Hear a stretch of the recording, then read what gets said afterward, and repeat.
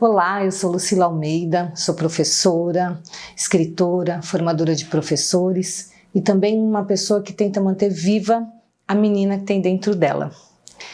Antes de contar um pouco sobre o Brincar Livre, esse ar que nos mantém vivos e que nos ajuda a viver essa vida tão difícil, queria contar um pouco por que eu confio nessa força, por que eu confio no Brincar, contando minha própria história. Quando eu era criança, meu sonho nunca passou pela pedagogia, tão pouco eu pensei que eu pudesse escrever livros. Meu sonho era ser empregada doméstica, porque eu queria ter pano de prato com bico de crochê no fogão.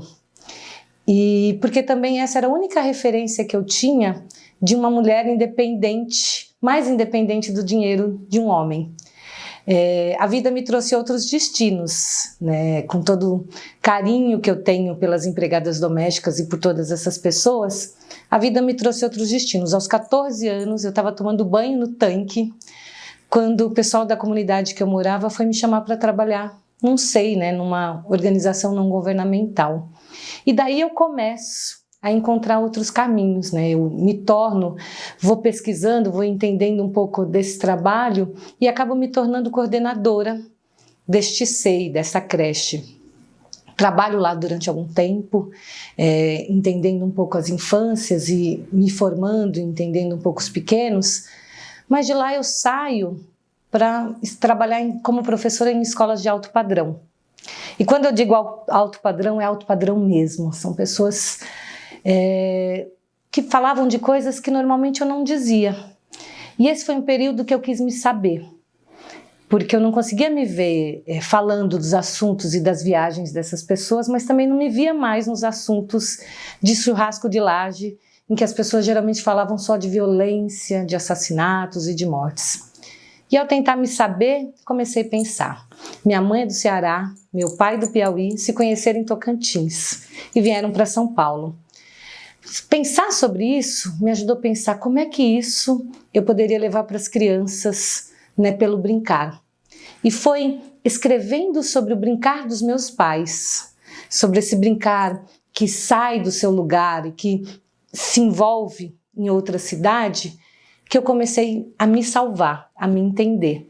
Então, pensando nessa história, nessas raízes, eu fui pensando o que de lá eu poderia trazer dessas raízes da Lucila para as crianças que eu trabalhava. E é daí que eu quero começar a pensar nesse brincar livre, que é um brincar que vai nos constituindo e que ele nunca é livre de tudo. Ele é sempre enraizado pelo espaço que a gente tem, pela casa que a gente tem, pela comunidade em que a gente vive. Então ele é permeado por uma cultura de alguma forma. Nessa cultura desse chão da casa, dos objetos da casa. E eu queria começar contando um pouco desse brincar pelo princípio fundamental, que é o princípio da decisão. A gente decide brincar. Então, a brincadeira só é livre se as crianças puderem ter essa decisão de brincar livre. Porque as crianças podem não decidir brincar. Elas podem decidir ficar só olhando a brincadeira. E só olhar não é pouco, principalmente se a gente olhar, pensar que esse olhar é movimento. Se a gente chegar perto dessa criança que está olhando a brincadeira e colocar a mão perto do coração, a gente vai ver que os movimentos, os batimentos cardíacos estão acelerados, que a respiração está diferente. E que se é uma brincadeira de pega-pega, uma brincadeira de roda, essa criança acaba estando ali na torcida também pelos outros. E quando ela decide sair desse lugar de espectador, ela vai para essa brincadeira com uma outra condição, com a condição de quem observou, de quem olhou. E esse olhar é o primeiro verbo que a gente faz quando bebê, um dos primeiros verbos que a gente faz quando a gente sai do campo gravitacional da barriga. Uma das primeiras coisas que o bebê faz é olhar. E olhar nunca é vazio.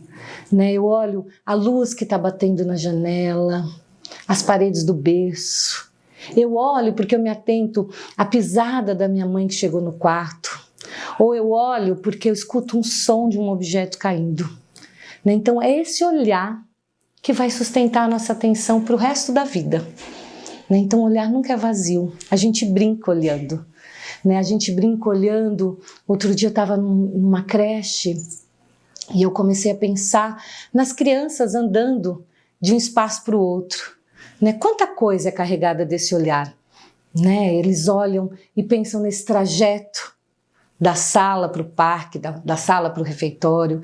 Eles olham e pensam nesse trajeto de casa, do colo da mãe até o SEI. Então, esse olhar vem carregado de informações. As pessoas, por exemplo, não gostam de trânsito. Eu aprendi a gostar do trânsito, porque quando eu estou no trânsito eu começo a pensar e olhar, observar a geografia das árvores, o formato das nuvens, né, os grafites da cidade. Esse olhar nunca vem solto, né? Ele vem carregado. Então, é esse olhar que eu quero trazer. Como é que os bebês olham? Certamente vocês devem pensar e estar atentas a isso, né? Mas às vezes eu tenho repensado como é que a gente impede esse olhar, né? A gente impede esse olhar colocando um objeto bem na frente dos olhos dos bebês, colocando aquele mobile que vai girando e que só focaliza para um canto, né? Sendo que a gente poderia olhar para lugares diversos, para coisas diversas. Eu olho a geografia das árvores, outras pessoas poderiam olhar outras coisas, até para dentro de casa, até para dentro do carro ou no caminho. Então esse olhar traz algumas informações já para se brincar. Por que a gente olha, por que o bebê olha para determinada coisa, a gente não sabe. E eu digo que ainda bem que a gente não sabe, porque senão de repente a gente poderia até destruir isso. Mas a gente sabe que tem um desejo, né? E esse desejo que convoca também a querer outras coisas, né? Então, depois de olhar, um outro princípio importante que a gente pode pensar é que só as crianças que se sentem bem cuidadas brincam. Um bom exemplo é quando a gente vai numa festa, num lugar novo, que as crianças decidem brincar só no finalzinho e a gente fala, nossa, mas agora que vai querer brincar? Né? Por que eles querem só no finalzinho? Porque aquele lugar é estranho, porque aquele lugar tem pessoas estranhas, com vozes estranhas. Para brincar, o bebê e as crianças precisam se sentir acolhidos, vinculados. Aliás, brincar, uma das origens da palavra brincar, um dos significados é vínculo, né? Se enlaçar no mundo, né? Não dá para me enlaçar com quem eu não conheço. Então as crianças precisam se sentir bem cuidadas para poder brincar, né? Então com um corpo bem cuidado, uma fralda trocada, uma barriga alimentada, as crianças brincam, né? E pensando lá no bebê, nesse corpo que está se descobrindo, que coisas eu trago de brincadeiras? Uma das primeiras coisas que acontece até involuntariamente é essa relação com o meu próprio corpo. É aquela mão que está lá passeando nesse campo gravitacional, como é que eu lido, e que às vezes passa no rosto. E ao passar no rosto ela causa uma impressão, né? Passa alguma vez, passa outra, e depois essa mão encontra uma boca, porque a boca também é tato. Erroneamente na escola a gente achou que tato era só a mãozinha, visão era só o olho, mas os bebês e as crianças aprendem com o corpo todo e com todos os seus sentidos. Então, essa mãozinha que passa e que encontra a boca, vai descobrindo, tem mais parte nesse corpo, né? Eu tenho mais pedaços. Que pedaços são esses? Qual é o gosto dessa minha mão dentro da boca? Como é que eu gosto de sentir, de perceber essa mão? E aí, isso se torna brincadeira, porque eu vou repetidamente descobrir que eu tenho mãos. Olha que lindeza! Descobrir que eu tenho mãos. Então, pegar as mãos, tocar essa mãozinha, parece uma brincadeira tão boba, mas só quem já passou, por exemplo, por uma fisioterapia, por um acidente, sabe a potência que é descobrir esse movimento de abrir e fechar das mãos, desse movimento delicado, que é esse movimento de pinça, né? Por que os bebês, uma das primeiras coisas, quando eles descobrem essa mãozinha, querem pegar no nosso cabelo? Né? Eles não estão se enlaçando no mundo, por isso é tão difícil soltar a mão do bebê, quando ele pega o nosso cabelo e o nosso colar, porque ele está se enlaçando no mundo, né? Ele está pegando esse mundo para ele. Para mim é a coisa mais linda poder descobrir a minha mão E como é que essa mão se enlaça no mundo? Eu pego o mundo. Então, olhar esse corpo, descobrir as potências desse corpo é uma das primeiras e mais importantes atividades que a gente chama de pré-manipulativas, né? E Amy Pickler uma médica importante para a infância, né? E para tirar os bebês desse lugar do invisível, fala do quanto isso é potente. Né? Os bebês vão descobrir muitas coisas com os adultos, afinal de contas eles estão imersos numa cultura, mas olha que lindo poder se enlaçar no mundo pelas descobertas que a gente faz por si próprios, né? Como é que é bonito e potente olhar para o mundo e descobrir, eu tenho uma mão, eu posso pegar coisas com essa mão, né? E aí o nosso papel, ele sai de alguém que está lá direcionando o olhar, mas é de um papel de observar o que os bebês fazem com as mãos, né? Que coisas eu vou trazer para que eles olhem para essa mão. E aí, gradativamente, depois de descobrir a mão, eu descubro, ao virar e ao poder potencializar e organizar o meu corpo, que esse corpo também faz outras coisas, que esse corpo vira de barriga para baixo, que esse corpo se move. Durante um tempo, assim, na minha primeira filha, eu fiz uma coisa que as avós sempre costumam dizer, né? Que é, ela pode sentar, então se você pôr uma almofadinha, você coloca a almofadinha e ela vai sentar. Realmente, a minha filha Ana pôde sentar com a almofadinha, mas coitado, hoje em dia eu fico pensando, ela pôde sentar, mas ela não pôde voltar para uma posição inicial enquanto eu não a coloquei numa outra posição, né? Porque se eu a sentei, ela ficou ali, esperando o meu corpo colocá-la de volta nessa posição. Né? Eu estou trazendo esse exemplo porque quando a gente deixa o bebê descobrir por si próprio, ele pode tomar essa decisão de sentar e de voltar para uma posição mais confortável. Né? Se eu deixo o bebê descobrir por si próprio, se o corpo dele está doendo, porque a gente também precisa pensar que o corpo do bebê dói. É difícil, já pensou a gente colocado numa posição em que eu tenha que esperar pelo outro para me retirar dali? Né? Então, com o tempo, olhando para os bebês e para as crianças, eu fui percebendo que colocar eles sentados podia mudar o campo de visão, mas não dava a potência que é descobrir como é que o meu corpo faz para voltar na posição inicial. Então, descobrir essas potências é fundante para que as crianças possam ter aquilo que a gente chama de princípio de autonomia, né? Que é poder voltar para uma posição mais confortável sem depender do outro. Para mim isso é lindo, né? Porque traz essa potência que é de uma miudeza, que é sentar, me virar, pegar as coisas, poder fazer por mim mesmo. E eu, como professora, fiquei pensando como é que eu posso, ao invés de fazer algo que ele ainda não sabe, potencializar aquilo que os bebês sabem. Né? Então, isso acho que foi a grande mudança de chave nesse repensar do brincar.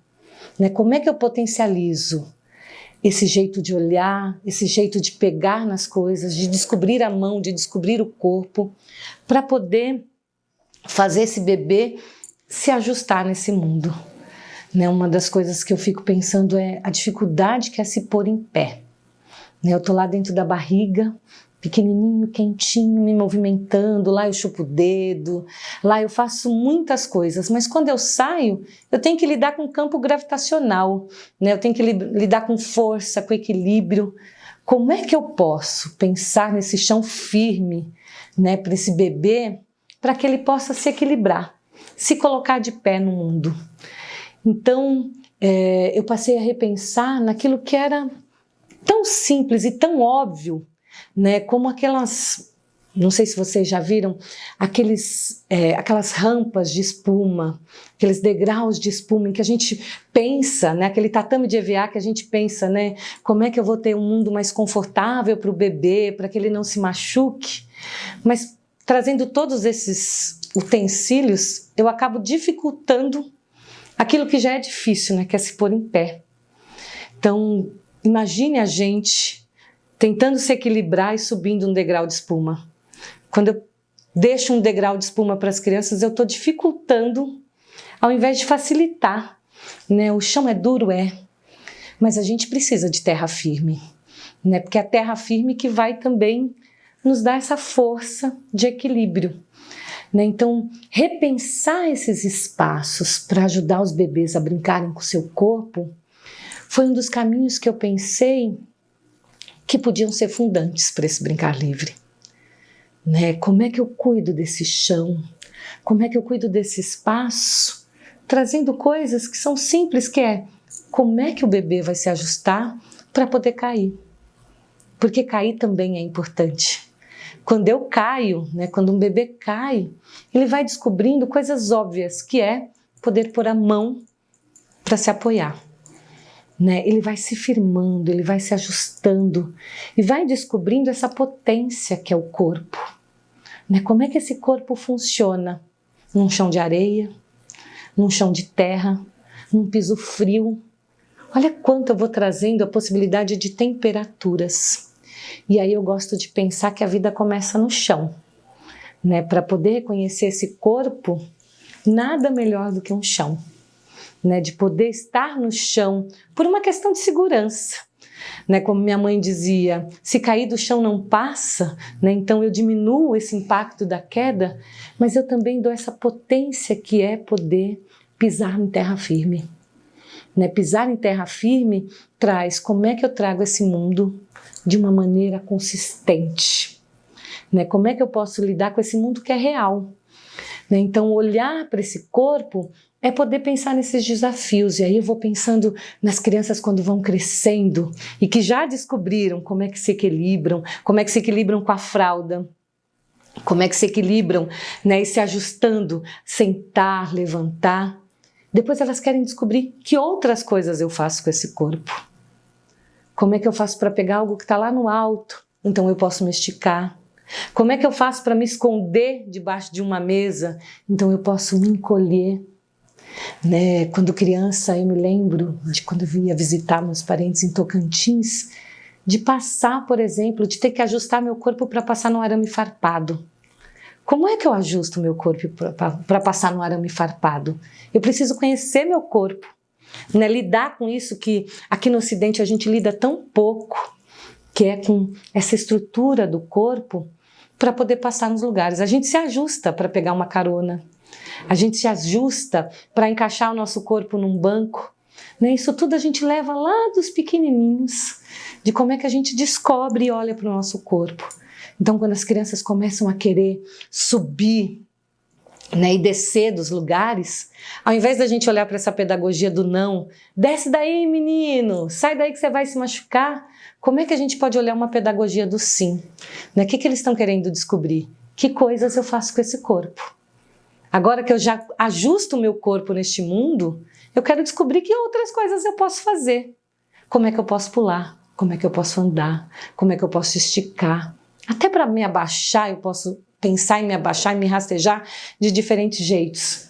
Então eu vou pensar em contextos, em percursos que as crianças possam ter ali validado essa pesquisa de descobrir essas qualidades do movimento, que são usadas depois para muitas coisas, né? Como é que a gente corre, como é que a gente se abaixa também para muitas coisas e como é que a gente pula para tantas outras, né? Então, eu vou pensar em percursos que podem ser com uma mesa, né? Que eu valido ali, que eles podem subir nessa mesa, pular dessa mesa, se arrastar, se esticar, descobrir infinitas qualidades que vão para além do andar.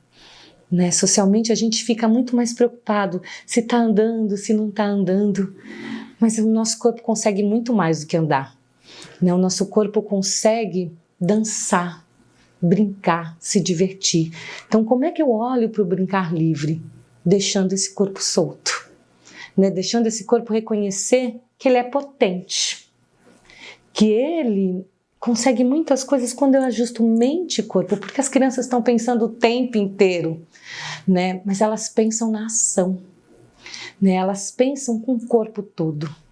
E ao pensar com o corpo todo, elas também vão descobrindo, né, impressões e emoções daquilo que eu posso fazer com o corpo. Né? Eu me divirto me esticando.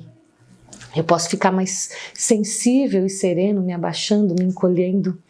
E eu acho bonito pensar que a gente é puro movimento já no parto, né? O próprio movimento de contração é essa coisa de se acolher e de se expandir, né? Por isso eu gosto de pensar nesse ar, né? Desse corpo que está dentro de uma sala, que está dentro de um lugar pequenininho e desse corpo que se ajusta para um espaço maior. Né? Uma das coisas que, quanto professora, eu sempre disse que é: não pode correr no corredor. E que coisa mais boba eu dizia, né? Porque o corredor, o próprio nome já diz, né? Corredor. Né? E se a gente pensar, imaginar esse espaço do corredor, o que ele faz? Ele convoca um corpo a correr. Assim como as raízes de uma praça convocam esse corpo a desviar daquela raiz, a sentir aquela raiz, né? A pensar que esse corpo pode se descobrir pelas texturas, pelos formatos, pelas temperaturas. Então, como é que eu olho para essas potências? Como é que eu demonstro interesse? Permitindo espaços de descobrir o corpo, né? De descobrir o corpo lá de bebezinho até os maiores. E o corpo só é descoberto brincando.